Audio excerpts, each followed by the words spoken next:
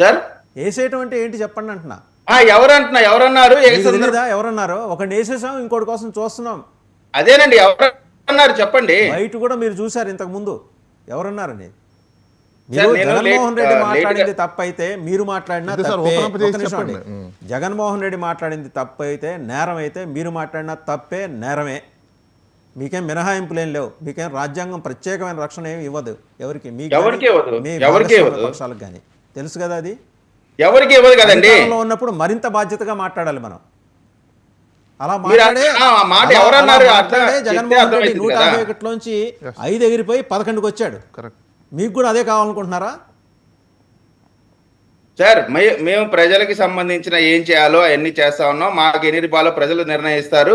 మేము చాలా బాధ్యతగా ఉన్నాం. ఎవరన్నా మా వాళ్ళు తప్పు చేసినా వెంటనే వారిని మందలిస్తున్నాం. ఆ విధంగా మరొకసారి మాట్లాడకుండా వారికి ఇవ్వాల్సినటువంటి కౌన్సిలింగ్ మా నాయకులు ఇస్తున్నారు.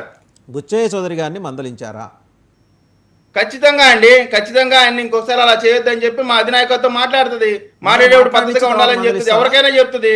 ముందర మాట్లాడినిచ్చి తర్వాత మందలిస్తారా? సార్, మనమే మాట్లాడమని చెప్పం కదా వాళ్ళ నాయకుల్లాగా. ఇప్పుడు బోర్